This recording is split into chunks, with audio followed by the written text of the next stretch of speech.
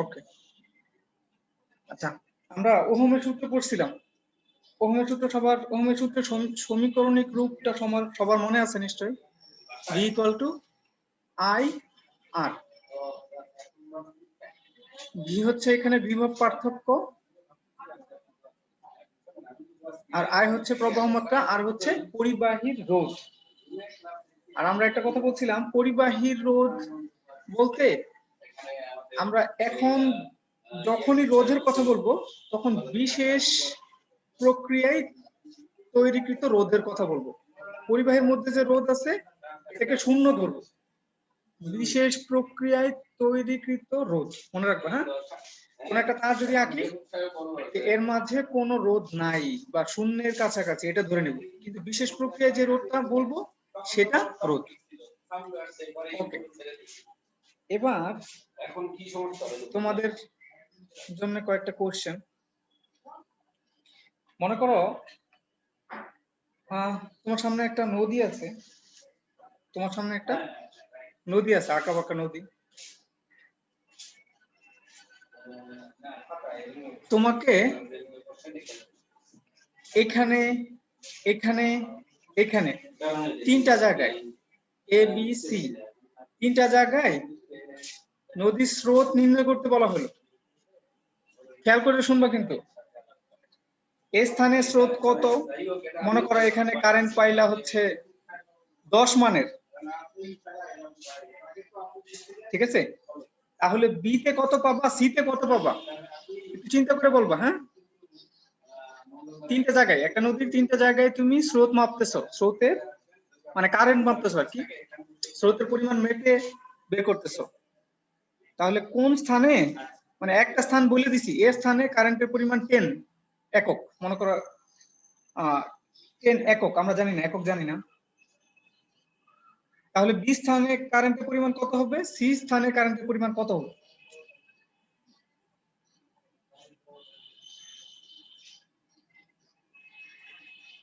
Sir B স্থানে কি 20 হবে? না সুমাইয়া, বি স্থানে 20 হবে না, আরেকটু চিন্তা করো, সবাই চিন্তা করো। স্যার 10। হ্যাঁ, কে বলছে এটা? লিসা?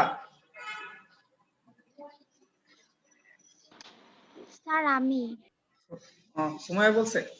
আচ্ছা, তোমাদের জন্য বলতেছি প্রত্যেক জায়গাতেই কারেন্টের পরিমাণ একই হবে, কারণ হচ্ছে নদীর এক পাশ দিয়ে যে পরিমাণ পানি ঢুকে, মনে করো সেকেন্ডে 1000 কেজি পানি ঢুকতেছে, আরো বেশি হবে, আমি কমে বললাম আর কি। সেকেন্ডে যদি এই প্রান্ত দিয়ে 1000 কেজি পানি ঢুকে, এই প্রান্ত দিয়ে যত মোটা হোক চিকন হোক 1000 কেজি পানি বের হয়ে যাবে। পানির পরিমাণ কিন্তু ভিন্ন হবে না। আর আমাদের প্রবাহ মাত্রার সংজ্ঞাটা এরকম, যে কি পরিমাণ বের হয়ে যাচ্ছে আর এতে কত সময় লাগতেছে, এটা হচ্ছে প্রবাহ মাত্রার সমীকরণ। এখন কিভাবে বের হয়ে যাচ্ছে, উঁচু হয়ে বের হয়ে যাচ্ছে না নিচু হয়ে বের হচ্ছে, খুব দ্রুত বের হচ্ছে নাকি আস্তে আস্তে বের হচ্ছে, সেটা বিষয় না, টোটাল কতটুকু বের হয়ে যাচ্ছে আর এতে কত সময় লাগতেছে, এর অনুপাতই হচ্ছে প্রবাহ মাত্রা। তাহলে আমরা যদি এটার সাথে রোধের তুলনা করি, তাহলে ছবিটা আবার আঁকি। মনে করো যে রোধও এরকম, একটা রোধ আছে 10 ওহম, আরেকটা রোধ আছে 20 ওহম, আরেকটা রোধ আছে 30 ওহম। একটা পথে তিন ধরনের বাধা, তাহলে বাধা যেরকমই হোক, মানে ওই যে নদী চিকন বা মোটা যেরকমই হোক না কেন, এক জায়গায় চিকন এক জায়গায় মোটা, আবার চিকন আবার মোটা, ঘটনা যাই হোক না কেন, সব জায়গায় যেরকম স্রোতের আমাদের প্রবাহ মাত্রার পরিমাণ একই থাকে, এইরকম রোধের ক্ষেত্রেও বাধা ভিন্ন ভিন্ন হইলেও একটার পর একটা যদি আসে, তাহলে প্রত্যেকটা রোধের মধ্যে দিয়েই প্রবাহ মাত্রা একই থাকবে, প্রবাহ মাত্রা ভিন্ন হবে না। কারণ অন্য তো জায়গা না, অন্য রাস্তা তো নাই, অন্য কোনো রাস্তা যদি থাকতো তাহলে ওদিক দিয়ে কিছু পানি চলে যেত বা কিছু কারেন্ট চলে যেত। তার মানে হচ্ছে এরকম একটার পর একটা যদি রোধ আসতে থাকে, তাহলে সব রোধের মধ্যে দিয়ে প্রবাহ মাত্রা একই হবে। এখন যদি আমার নদীটা এরকম হইতো, নদী আসছে এখানে এসে দুই ভাগ হয়ে গেছে, ঠিক আছে, দুই ভাগ হয়ে গেছে, ওখানে আবার এক হয়ে গেছে ধরো। তো তাহলে এখানে যদি 10 মানের প্রবাহ মাত্রা থাকে, তাহলে দেখা যাবে যে এখানে 5 আর এখানে 5 এরকম ভাগ হয়ে গেছে, তাই না? ভাগ হওয়ার একটা সুযোগ থাকবে যদি দুইটা ব্রাঞ্চ থাকতো। যদি 5 ভাগ হবে এমন কোনো কথা নাই। যদি এখানে অনেক চিকন হইতো আর এখানে মোটা হইতো, তাহলে হয়তো এখানে 2 হইতো, এখানে 8 হইতো। এখানে কিরকম প্রশস্ত এর উপরে নির্ভর করে। এরকম ব্রাঞ্চ যুক্ত নদীর কথা যদি চিন্তা করি, তাহলে দেখা যায় যে আমাদের প্রবাহ মাত্রা ভাগ হয়ে গেছে, নদীর পানি দুই দিকে চলে গেছে। এখানে প্রবাহ মাত্রা একরকম, এখানে প্রবাহ মাত্রা, নদীর কারেন্ট আরেক রকম। এটার সাথে আমরা আমাদের সার্কিটের তুলনা করতে পারি। মনে করো আমাদের দুইটা রোধ আছে, একটা 10 ওহম আর একটা 5 ওহম, 5 ওহম রোধ আছে। তাহলে এদিক দিয়ে যদি মনে করো আমাদের 15 অ্যাম্পিয়ার কারেন্ট আসতে থাকে, 15 অ্যাম্পিয়ার কারেন্ট আসতেছে, তাহলে এখানে কি হবে? এখানে এসে দুইটা পথ পাবে, নদীর মতো দুইটা পথ পাবে। তাহলে কি হয়ে যাবে? যে কারেন্ট আসতেছিল সেটা ভাগ হয়ে যাবে। যেখানে বাধার পরিমাণ বেশি ওদিক দিয়ে কারেন্ট কম যাবে, এদিক দিয়ে কারেন্ট কম যাবে। আর যেদিকে বাধার পরিমাণ কম, মানে প্রশস্ত নদী, সেদিক দিয়ে কারেন্ট বেশি যাবে। এটাই স্বাভাবিক, ঠিক আছে? তা আমরা এই জিনিসগুলো আগে থেকে জানতাম যে নদী একটা যদি হয় তাহলে একদম শুরু থেকে শেষ পর্যন্ত প্রবাহ মাত্রা একই, আনলেস যদি ওই নদীর ব্রাঞ্চ না থাকে, আমরা ওই দিন গতদিন শ্রেণী আর সমান্তরাল পড়া শুরু করছিলাম, যাই হোক শেষ পর্যন্ত শেষ হয় নাই। আজকে ওইটুক বাদ দিয়ে একদম নতুন করে শুরু করতেছি। আমরা শ্রেণী আর সমান্তরাল এই দুটো শব্দ একদম আজকে শেষ করে উঠবো। শ্রেণী আর সমান্তরাল, শ্রেণী বলতে আমাদের এই অধ্যায়ে শ্রেণী বলতে একটার পর একটা শেষ হলে পরেরটা তা বলতে এখানে রোধ। মনে করো আমাদের 3টা রোধ আছে, তাহলে এইটা রোধ R1 চিহ্নিত করলাম, আরেকটাকে রোধ R2 চিহ্নিত করলাম, আরেকটাকে রোধ R3 চিহ্নিত করলাম। তাহলে যে একটার পর একটা যে যুক্ত করছি, এটুকু কিন্তু একটা ইন্ডিপেন্ডেন্ট রোধ, এটুকু একটা ইন্ডিপেন্ডেন্ট রোধ, এটুকু আরেকটা ইন্ডিপেন্ডেন্ট রোধ, আলাদা। আজকে 10 মিনিট আগে আসছে। তাহলে এই 3টা কি আছে? একটার সাথে শ্রেণীতে যুক্ত আছে। কারণ দেখো এই যে R1 শেষ হওয়ার পরে R2 শুরু হয়েছে, R2 শেষ হওয়ার পরে R3 শুরু হয়েছে। মনে রাখবা কিন্তু এটা হচ্ছে শ্রেণী সমবায়, একটার পর আরেকটা শুরু হলে। তাহলে সমান্তরাল কোনটা? ওই যে নদীর ক্ষেত্রে যে ব্রাঞ্চ ছিল না, ব্রাঞ্চ ওরকম। তাহলে সমান্তরালে কি হবে? মনে করো 3টা রোধ আছে, তাহলে কিভাবে যুক্ত? আমরা আগে ছবি আঁকি, এবার পরে সংজ্ঞাটা লিখি। এবার 3টা রোধ আছে আমাদের, R1, R2, R3, 3টা রোধ আছে। দেখো একটার পর একটা শুরু হয় নাই, প্রত্যেকটা রোধের R1, R2, R3 প্রত্যেকটা রোধের একটা প্রান্ত একটা বিন্দুতে যুক্ত করা আছে, আর বাকি যে আরেকটা প্রান্ত আছে, রোধের 2টা প্রান্ত থাকে, ওই প্রান্তটা আরেকটা বিন্দুতে যুক্ত করা আছে। এরকম যদি হয় তাহলে এই সমবায়টাকে বলে, এই সাজানোটাকে বলে সমান্তরাল সমবায়। তাহলে কিরকম? যদি প্রত্যেক উপাদানের একটি বিন্দু, প্রত্যেক উপাদানের এক প্রান্ত বলি, এক বিন্দু না বলে প্রান্ত বলি, তাহলে সুন্দর শোনাবে। প্রত্যেক উপাদানের এক প্রান্ত, মানে প্রত্যেক রোধের, যদিও প্রত্যেক উপাদানের এক প্রান্ত, মনে করো এ বিন্দুতে, আরেক প্রান্ত বি বিন্দুতে, এক প্রান্ত এক বিন্দুতে,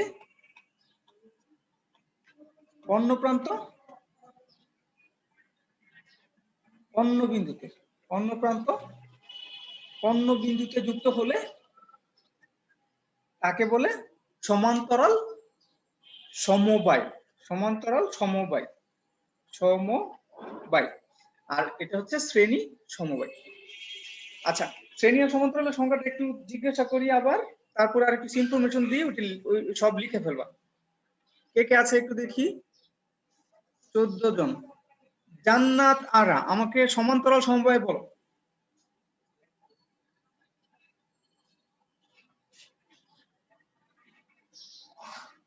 সমান্তরাল সমবায় কাকে বলে?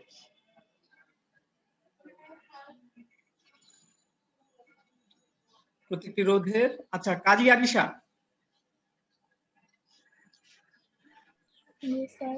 সমান্তরাল সমবায় কাকে বলে?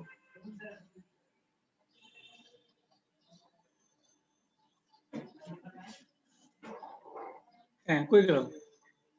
আচ্ছা মৌ,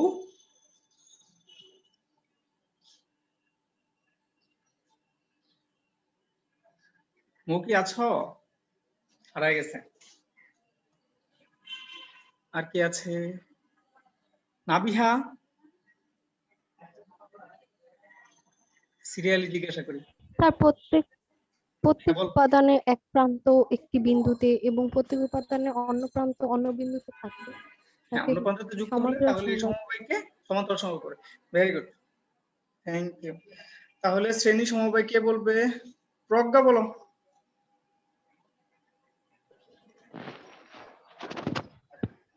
স্যার প্রত্যেক উপাদানের একটা বিন্দু শেষ হলে ওটা শেষ প্রান্তের সাথে আরেকটা বিন্দু লাগালে। হ্যাঁ, মানে একটা রোধের শেষ প্রান্তে আরেকটা রোধ যদি যুক্ত হয়, এরপর একটার পর একটা এভাবে যুক্ত হতে থাকে, তাহলে সেই সমবায়কে বলে শ্রেণী সমবায়। ওকে, তাহলে শ্রেণী লিখছি আমি, শ্রেণী সমবায়। আমাদের কিন্তু এগুলো খুবই কাজে লাগবে। এবার শ্রেণী আর সমান্তরাল সমবায় সম্পর্কে 3টা করে ইনফরমেশন দিচ্ছি, এটা মুখস্থ করবো সবাই। এতক্ষণ যা বলছি ওইগুলোই বলবো আবার। প্রথমে শ্রেণী, পরে সমান্তরাল, এইভাবে পার্থক্য আকারে লিখে রাখবো, শ্রেণী সমান্তরাল। আচ্ছা, সমান্তরাল শ্রেণীতে আমরা কি দেখছিলাম? শ্রেণীতে প্রত্যেক রোধের মধ্যে দিয়ে প্রবাহ মাত্রা একই, প্রবাহ মাত্রা একই, কারেন্ট একই, প্রবাহ মাত্রা একই থাকে, প্রবাহ মাত্রা একই থাকে। শ্রেণী সমবায়ের ক্ষেত্রে এখানে যে প্রবাহ মাত্রা, এখানে যে প্রবাহ মাত্রা, এখানে যে প্রবাহ মাত্রা একই থাকে, সরি আই থাকে। আর সমান্তরাল সমবায়ের ক্ষেত্রে এই যে দুই পাশের যে দুইটা বিন্দু, এই দুইটা বিন্দুতে বিভব পার্থক্য একই থাকে। সমান্তরাল সমবায়ের ক্ষেত্রে এর দুই প্রান্তে বিভব পার্থক্য একই থাকে। তাহলে প্রথমে লিখলাম কি একই থাকে, বিভব পার্থক্য একই থাকে, বিভব পার্থক্য একই থাকে। ওকে, এবার 2 নম্বরে লিখবো কি ভাগ হয়ে যায়, কি ভাগ হয়ে যায়। দেখো আমাদের এইখানের ক্ষেত্রে সমান্তরাল সমবায় আমরা কিছুক্ষণ আগে দেখছিলাম, যেহেতু এটা নদীর ব্রাঞ্চের মতো, তাহলে কি হয়ে যাবে? কারেন্ট ভাগ হয়ে যাবে। তাহলে সমান্তরালে ভাগ হয়ে যায় কারেন্ট, প্রবাহ মাত্রা। এদিকে যদি আই পরিমাণ কারেন্ট আসে, R1 এর মধ্যে দিয়ে I1 কারেন্ট, R2 এর মধ্যে দিয়ে I2 কারেন্ট, আর R3 এর মধ্যে দিয়ে I3 কারেন্ট প্রবাহিত হবে ভিন্ন ভিন্ন। তাহলে সমান্তরালের ক্ষেত্রে আগে লিখি, সমান্তরালে প্রবাহ মাত্রা ভাগ হয়, প্রবাহ মাত্রা মানে কারেন্ট ভাগ হয়ে যায়, প্রবাহ মাত্রা ভাগ হয়, একটা একই থাকে, একটা একই। এবার বলো তো শ্রেণী সমবায়ে কি ভাগ হবে? এখানে বিভব পার্থক্যটা ভাগ হয়ে যাবে, মানে R1 এর মধ্যে যে বিভব পার্থক্য, R2 এর মধ্যে যে বিভব পার্থক্য, R3 এর মধ্যে যে বিভব পার্থক্য, এটা 1 2 3 দিয়ে প্রকাশ করলাম, ভিন্ন হবে। মানে এই যে আমাদের সমান্তরালে কি ছিল? প্রত্যেকটা দুই পাশে একই বিভব পার্থক্য ছিল, ভি পরিমাণ বিভব পার্থক্য ছিল। কিন্তু শ্রেণীর ক্ষেত্রে বিভবটা ভাগ হয়ে যাবে, বিভব পার্থক্যটা ভাগ হয়ে যাবে। তাহলে এটা লিখে দিলি। ওকে, তাহলে বিভব পার্থক্য ভাগ হবে, বিভব পার্থক্য ভাগ হবে। এখন এটাকে যদি আমরা শ্রেণীর ক্ষেত্রে যদি সমীকরণ আকারে লিখি, আমরা শ্রেণীর ক্ষেত্রে এই সার্কিটের মধ্যে আসলে একটা ভোল্টেজ যুক্ত করছিলাম, একটা ব্যাটারি যুক্ত করছিলাম, এরকম এটার ভোল্টেজ ছিল ভি, এটা ভাগ হয়ে 3টা অংশ হয়েছে। একটা সেল যুক্ত করছিলাম যেটার ব্যাটারি ভি, বিভব পার্থক্য ভি, সেটা ভাগ হয়েছে কয়টা অংশে? 3টা অংশে, V1 V2 V3 অংশে। তো তাহলে আমরা যদি এখন V1 V2 আর V3 যোগ করি, তাহলে কি পাবো? V1 plus V2 plus V3 যোগ করি, তাহলে যেটা ব্যাটারি যুক্ত আছে তার বিভব পাবো, কারণ এটা ভাগ হয়ে তো তিনটা অংশ হয়েছে, তাই না? আর এইখানে প্রবাহ মাত্রার ক্ষেত্রে কি হবে, যে পরিমাণ কারেন্ট আসতেছিল, আই পরিমাণ কারেন্ট আসতেছিল, এখানে তিনটা পথ খুঁজে পাইলো, তিনটা অংশে বিভক্ত হয়ে গেল, I1 I2 I3। তাহলে I1 I2 I3 যোগ করলে কি পাওয়া যাবে, I1 I2 আর I3 যদি যোগ করি তাহলে যে ইনপুট কারেন্ট I ছিল সেটা পাওয়া যাবে, কারণ এটাই তো ভাগ হয়েছে। ওকে, এটা খুবই স্বাভাবিক একটা জিনিস। তাহলে শ্রেণীতে বিভব পার্থক্য ভাগ হয়, ভাগ এমন ভাবে হবে সবগুলো যোগ করলে ব্যাটারির যে ভোল্টেজ সেটা পাওয়া যাবে, আর সমান্তরালে প্রবাহ মাত্রা ভাগ হয়ে যায়, I1 I2 I3 তিনটা পথে ভিন্ন পথ কারণে ভিন্ন ভাগ হয়ে যায় কারেন্ট, এটা যোগ করলে মোট যে কারেন্ট আসতেছিল সেটা পাওয়া যাবে। ওকে, এই বিষয়টাকে কাজে লাগায় আমরা কিছু সূত্র বের করব। শ্রেণীর ক্ষেত্রে প্রথমে আমরা সার্কিটটা আবার আঁকি। মনে করো আমাদের সার্কিটটা ছিল এরকম R1 R2 R3, R1 R2 R3। তো এর মধ্যে দিয়ে I পরিমাণ কারেন্ট প্রবাহিত হচ্ছে, যেহেতু একটাই রাস্তা তাহলে কারেন্ট ভাগ হওয়ার কোনো সুযোগ নাই। এতে আমরা V পরিমাণ বিভব পার্থক্য দিয়েছিলাম, আমাদের যে ব্যাটারিটা যুক্ত করছিলাম সেটা V।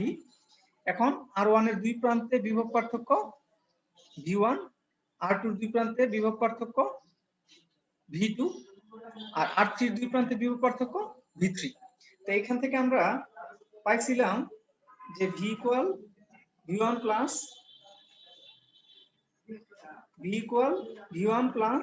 V2 plus V3। এখন দেখো আমরা V1 V2 V3 এর মান বের করি। আমাদের R1 এর দুই প্রান্তের বিভব পার্থক্য জানা আছে, মনে করো আমরা মেপে V1 পেয়েছি, বিভব পার্থক্য জানা আছে, আর R1 এর মধ্যে দিয়ে প্রবাহ মাত্রা জানা আছে, মানে এই তিনটা রাশি আমাদের জানা আছে। R1 এর দুই প্রান্তের বিভব পার্থক্য V1 আর R1 এর মধ্যে দিয়ে প্রবাহ মাত্রা I। তাহলে ওহমের সূত্র অনুযায়ী আমরা লিখতে পারি V ইকুয়াল টু IR। এখানে V1 I তো I আর R হচ্ছে R1 লিখতে পারি কিন্তু এটা। এবার V2 এর ক্ষেত্রে কি লিখতে পারি, V2 equal to IR2। V3 লিখতে পারি IR3, ওই যে ওহমের সূত্র V ইকুয়াল IR ওইটা থেকে লিখলাম। এখন যদি V1 V2 V3 এর মান এখানে বসিয়ে দিই তাহলে আমাদের সমীকরণটা কি দাঁড়ায়, সমীকরণটা দাঁড়ায়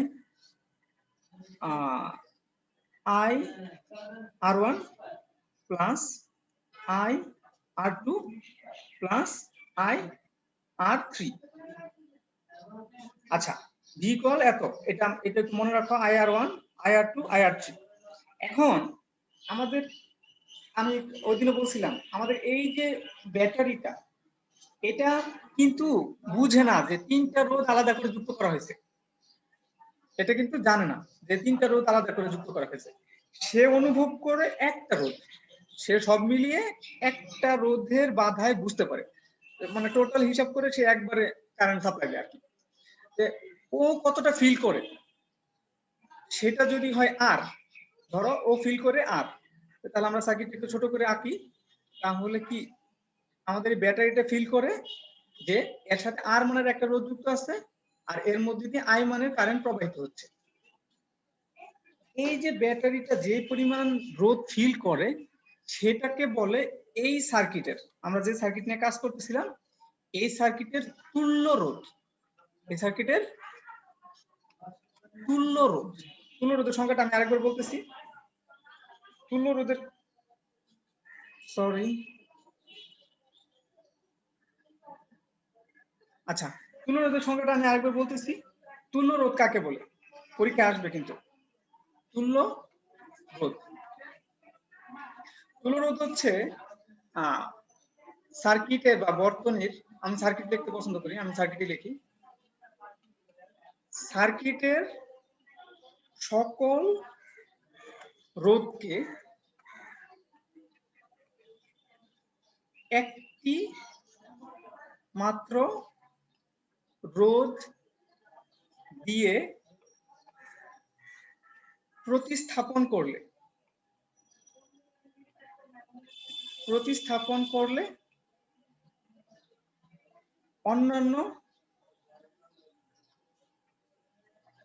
অন্যান্য রাশি অপরিবর্তিত থাকলে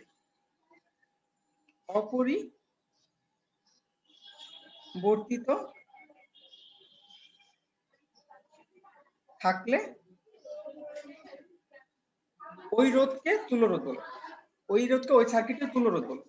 ওকে, কি বলছি, সার্কিটের সকল রোধ, যত রোধ আছে সবগুলাকে যদি একটি মাত্র রোধ দিয়ে প্রকাশ করি, একটি মাত্র রোধ দিয়ে প্রতিস্থাপন করা যায় আর কি, প্রতিস্থাপন করি, যদি অন্যান্য রাশি বলতে ভোল্টেজ, কারেন্ট, এগুলো যদি অপরিবর্তিত থাকে, দেখো আমরা কি করছি, এই সার্কিটের এই তিনটা রোধকে একটা রোধ দিয়ে প্রতিস্থাপন করে দিছি। এখন দেখো আমাদের সার্কিটের অন্যান্য রাশি যেগুলো ছিল, এই বিভব পার্থক্য, এটা কি পরিবর্তন হয়েছে? না। কারেন্ট আই পরিমাণ ছিল, এটা কি পরিবর্তন হয়েছে? না। যদি এরকম না হয় তাহলে ওই রোধটাকে বলে এই সার্কিটের তুল্য রোধ। তাহলে তুল্য রোধের সংখ্যাটা আরেকবার বলি, যদি সার্কিটের সকল রোধকে একটি মাত্র রোধ দিয়ে প্রতিস্থাপন করলে অন্যান্য রাশি বলতে ভোল্টেজ আর প্রবাহ মাত্রা অপরিবর্তিত থাকে, তাহলে ওই যে পরের যে রোধটা সেটাকে বলে তুল্য রোধ। ঠিক আছে, এখন দ্বিতীয় সার্কিটের ক্ষেত্রে আমরা ওহমের সূত্র যদি ব্যবহার করি, এই সার্কিটের ক্ষেত্রে যদি ওহমের সূত্র ব্যবহার করি তাহলে কি হবে, ভি ইকুয়াল টু আই আর, কারণ এই রোধের দুই প্রান্তের বিভব পার্থক্য এটা সমান, এর মধ্যে দিয়ে আই পরিমাণ কারেন্ট প্রবাহিত হচ্ছে। তাহলে এবার এই ভি এর মান যদি এখানে বসিয়ে দিই তাহলে কি হবে, বাম পাশটা হবে এরকম, আই আর ইকুয়াল, ডান পাশে ছিল I R 1 plus I R 2 plus I R 3। এখন প্রত্যেকটা থেকে যদি আই কমন নেই, ডান পাশে প্রত্যেকটা থেকে যদি আই কমন নিয়ে নেই, কমন নেওয়ার পরে আমরা যদি বাম পাশ ডান পাশ থেকে আই কেটে দিই, এটাকে কেটে দিতে পারি না? তাহলে দেখো তুল্য রোধের যে আরটা এটা সমান হবে ডান পাশের সবগুলো রোধের যোগফলের সমান। আমরা যদি আরেকটু ক্লিয়ার করে লিখি তাহলে আমাদের শ্রেণী সমবায়ে তুল্য রোধ, শ্রেণী সমবায়ে তুল্য রোধ হবে R equal to R1 plus R2 plus R3। এখন যদি আমাদের তিনটা রোধ না হয়ে আরো অনেকগুলো রোধ থাকে তাহলে সবগুলো যোগ করলে যে মানটা পাওয়া যাবে সেটাই হবে শ্রেণী সমবায়ের তুল্য রোধ। সব সময়ের জন্য তুমি আরেকটা সার্কিট নিয়ে দেখতে পারো, এটা হচ্ছে সবচেয়ে সহজ। এবার আমরা সমান্তরালেরটা একটু দেখি। হ্যাঁ, ওটা একটু আমরা যেহেতু আগে ওই একটা পার্থক্যের মতো শিখে ফেলছি, এখন আর সমস্যা হবে না আশা করি। সমান্তরালের একটা সার্কিট কি, এখানেও তিনটা রোধ নেই, তুমি 4টাও নিতে পারো, 5টাও নিতে পারো, 100টাও নিতে পারো, সমস্যা নেই। আমরা আপাতত তিনটা নিয়ে কাজ করতেছি, R1 R2 R3। এখন এর মধ্যে দিয়ে আই পরিমাণ কারেন্ট প্রবাহিত করালাম, তাহলে কারেন্ট বিভক্ত হয়ে যাবে I1 I2 I3, তিনটা অংশ বিভক্ত হয়ে যাবে। আর এই কারেন্ট প্রবাহিত করানোর জন্য কি ভোল্টেজ দিতে হবে না তারপর বাইরে থেকে, না হলে তো আর এই কারেন্ট আসবে না, একা একা আসবে না। তো আমরা মনে করো ভি পরিমাণ বিভব পার্থক্য দিলাম। আর আমরা কিছুক্ষণ আগে দেখছিলাম এই বিভব পুরাটা কোথায় কি হবে, পাওয়া যাবে, এই রোধগুলোর দুই প্রান্তে পাওয়া যাবে, কারণ অন্য কোথাও আর রোধ নাই, অন্য কোথাও নষ্ট হওয়ার কোনো সুযোগ নাই। যদি আরেকটা রোধ থাকতো তাহলে ওখানে কিছু বিভব নষ্ট হয়ে যেত। আচ্ছা, আমাদের সার্কিটটা খুব সহজ। এখন দেখো এখানে আমরা কি লিখতে পারি, কিছুক্ষণ আগে আমরা শিখছিলাম যে এখানে যেহেতু আই বিভক্ত হয়ে তিনটা অংশে বিভক্ত হয়েছে, তাহলে I equal I1 plus I2 plus I3 এটা লিখতে পারি। আর প্রত্যেকটা রোধের জন্য আমরা যদি ওহমের সূত্রটা লিখি, প্রথম রোধের জন্য ওহমের সূত্র কি হবে, V equal to I1 R1। তাহলে এখান থেকে যদি I1 এর মান বের করতে চাই তাহলে কি হবে, V বাই R1। একইভাবে I2 এর মানও এরকম বেরোবে, V by R2, R R3 মানও বেরোবে V বাই R3। তোমরা একটু চেক করে দেখো। ওকে, এবার আবার তুল্য রোধের ক্ষেত্রে যাইতে হবে। তুল্য রোধ চাই আমরা, তুল্য রোধ যখন চাই তখন কি আমাদের এই ব্যাটারিটা কি ফিল করে সেটা হচ্ছে তুল্য রোধ। তাহলে এই তিনটা রোধকে আমরা একটা রোধ দিয়ে রিপ্লেস করে দিলাম, এটাও আর ধরলাম। এর মধ্যে দিয়ে আই পরিমাণ কারেন্ট প্রবাহিত করানোর জন্য যদি এখানে ভি ব্যাটারি যথেষ্ট হয়ে যায় তাহলে এটা হবে এই সার্কিটের তুল্য সার্কিট। আর এই রোধটা হবে এই রোধগুলার এই সমবায়ের তুল্য রোধ। ওকে, তাহলে এই ছোট সার্কিটের জন্য আমাদের ওহমের সমীকরণ, ওহমের সূত্রটা কি দাঁড়াবে? ভি কল আই আর, আগের মতোই ভি কল আই আর। এখান থেকে যদি আই এর মান বের করি, আই ইকুয়াল ভি বাই আর। এখন দেখো এখানে আই এর মান বের করছি আমরা, আর এই যে এইখানে i1 i2 i3 মান বের করছি, এগুলো যদি আমরা বসায় দিই তাহলে আমাদের সমীকরণটা এরকম হয়, V by R equal to V by R one plus V by R two plus V by R three. এখন ডান পাশে দেখো উপরে সবগুলোতে ভি আছে, উপরে সবগুলোতে ভি আছে। তো আমরা যদি ভি কমন নিয়ে নিই, ভি যদি কমন নিয়ে নিই তাহলে উপরে 1 থেকে যায় আর এখানে একটা ভি থেকে যায়। তাহলে দুই পাশের সমীকরণ থেকে ভি ভি ভি কাটা দিলে এখানে বাম পাশে থাকে হচ্ছে 1, বাম পাশে আর এর উপরে থাকে 1। এখন আমাদের সমীকরণটা শেষ পর্যন্ত দাঁড়ায় সমান্তরাল সমবায়ে তুল্য রোধ। সমান্তরাল সমবায়ে তুল্য রোধ, তুল্য রোধ দ্বারা এরকম 1 by R equal to 1 by R one plus 1 by R two plus 1 by R three. আমরা যদি আর অনেক রোধ নেই তাহলে জাস্ট এরকম ইনভার্স করে যোগ করলে হবে। তা আমরা চাচ্ছি যে এই বাম পাশের এই 1 বাই আর ওয়ানটা না রাখি, তোমাদের বইতে 1 বাই আর ওয়ান রাখা আছে কিন্তু আমার এটা পছন্দ না। তাহলে বাম পাশটা যদি উল্টায় দিই তাহলে ডান পাশটাও উল্টায় যাবে।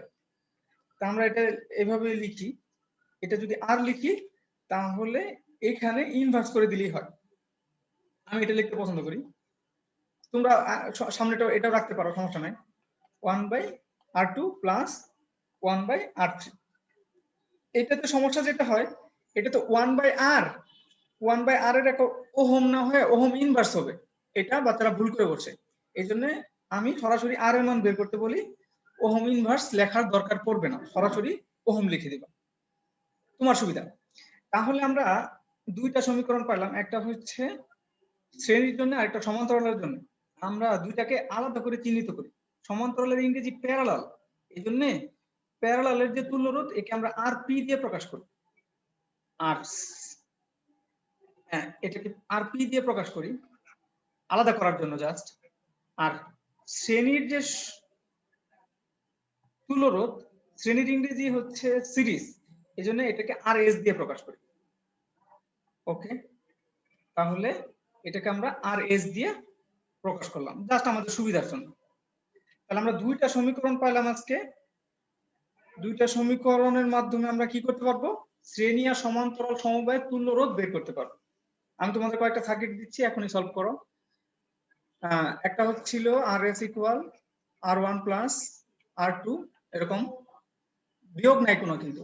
আরেকটা ছিল আর পি সমান ইনভার্সের যোগফলের ইনভার্স, ইনভার্সের যোগফলের ইনভার্স যোগ করে তারপরে হোল ইনভার্স, ফলাফলটাকে ইনভার্স করে দেবে। এখন তোমাদের দুইটা রোধ দেয়া আছে, 10 মানের দুইটা রোধ দেয়া আছে, 10 মানের দুইটা রোধ দেয়া আছে। একবার তুমি শ্রেণীতে যুক্ত করলা 10 ওহম 10 ওহম, আরেকবার এই 10 মানের দুইটা রোধকেই সমান্তরালে যুক্ত করলাম, সমান্তরালে যুক্ত করলাম এই 10 ওহম আর 10 ওহম। এখন কোশ্চেন হচ্ছে যে আর এস বা শ্রেণীতে যুক্ত করলে তুল্য রোধ কত হবে? আর পি অথবা অর্থাৎ সমান্তরালে যুক্ত করলে তুল্য রোধ কত হবে? একটু হিসাব করো তো সবাই।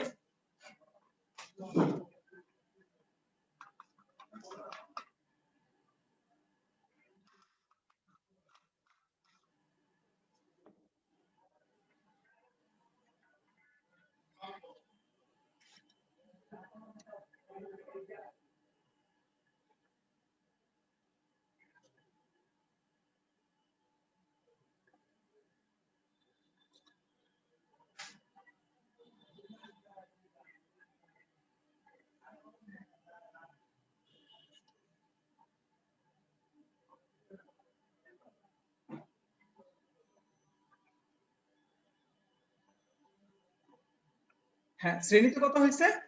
শ্রেণীতে তো জাস্ট যোগ 10 + 10 সমান 20 ওহম। আর সমান্তরালে কত হবে? 1/10 প্লাস 1/10। ফলাফলকে ইনভার্স করবা। 1/10 আর 1/10 যোগ করলে হয় 2/10। একে যদি ইনভার্স করি তাহলে হয় এটা তো 1/5। তো 1/5 কে ইনভার্স করলে 5 ওহম হয়। তো এটা আসলে খুবই সহজ একটা প্রবলেম ছিল। আমি তোমাদেরকে দেখাতে চাচ্ছি শ্রেণীতে যদি যুক্ত করি তাহলে রোধের পরিমাণ বেড়ে যাচ্ছে।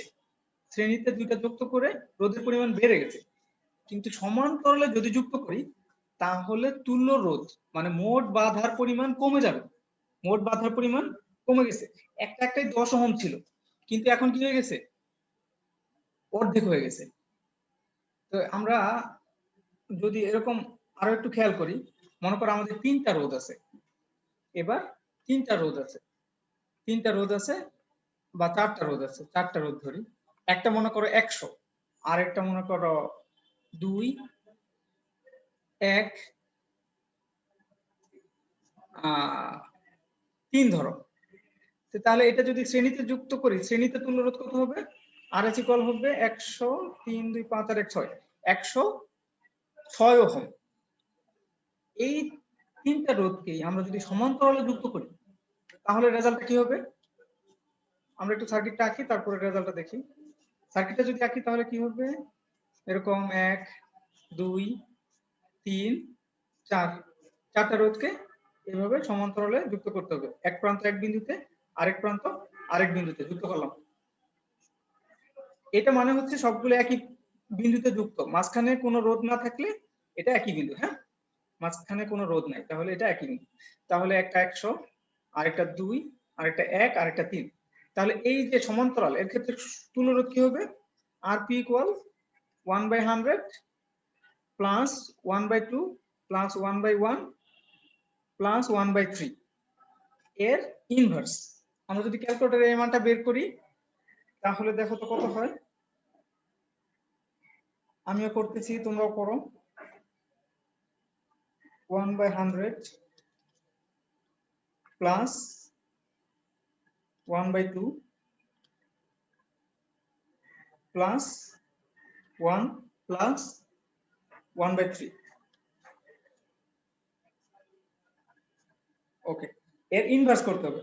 রেজাল্ট যেটা পাবো, ব্র্যাকেটের মধ্যে যেটা পাবো সেটার ইনভার্স ক্যালকুলেটরে একবারে দিয়ে দেওয়া যায়। যদি আমরা দেই তাহলে আমাদের রেজাল্ট হয় 0.54 ওহম।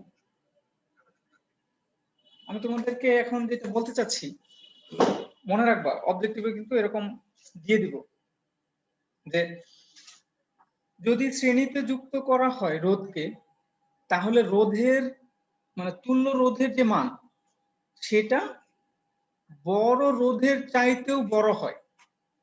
আবার বলি, শ্রেণীতে যুক্ত রোধের ক্ষেত্রে তুল্য রোধের মান সবচাইতে বড় রোধের চাইতেও বড়। আর সমান্তরালে যুক্ত করলে তুল্য রোধের মান সবচাইতে ছোট 1, তাই না? এর চাইতেও ছোট সব সময় হবে। তোমরা একটু চেক করে দেখবা। তাহলে এটা হচ্ছে সমান্তরালে যুক্ত করলে রোধের মান অনেক কমে যাচ্ছে। ঠিক আছে, আমরা এখন অ্যাটেন্ডেন্স নিব।